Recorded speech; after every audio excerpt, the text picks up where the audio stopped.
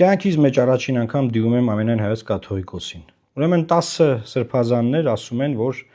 դուք պետքա գնաք հանգստի եւ նոր ընտրություններ կազմակերպեք հանուն արդարության, հանուն եկեղեցու մաքրագործման եւ այլն եւ այլն։ Տարիներ շարունակ բոլորիս հարց է ուզել, թե որն է պատճառը, որ օրինակ Աղարատյան հայրապետական թեմի առաջնորդը, փոխանորդը Նավասարդ Կճոյանն է, ով որ Բենտլի, բրիլյանտների, զենքի օֆշորի ինչ սկանդալի մեջ ասես չի ընկել, բայց կարգալույց չի եղել, չի ուղարկվել Աղարատյան այդ հայրապետական թեմից որևէ հերավոր մարզեր եւ այլն եւ այլն։ Որն է եղել պատճառը չգիտենք, ներողամիտ է եղել վեհապարը, դա էլ չգիտենք։ Բայց հիմա հստակ մի բան գիտենք։ 10-ի մեջ ամենագլխավորը ժողովրդին հայտնին այդ սկանդալներով հենց ինքն է, Նավասարդ Կճոյանը։ Հիմա վեհապար հայրապետին խնդրում եմ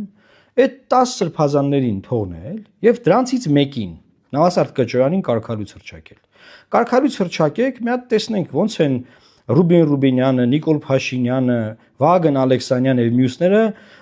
ի պաշտպանություն Նավասարդ Կճոյանի սկսում հայտարարություններ անել եւ ողբալ։ Դրեք նրանց այն անհարմար վիճակի մեջ, այն վիճակի մեջ, որ իրանք դրել են։ Այսինքն իրանք ամենաանհարմար բանն են արել։ Կարճել են մի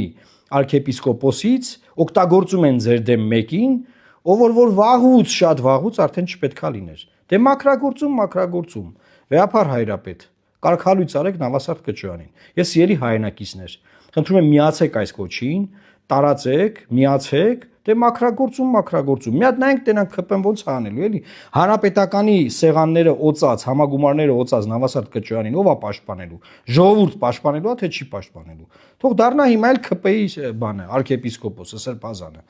Կարգալույց արեք, խնդրանքս է, միացեք սիրելի հայրենակիցներ։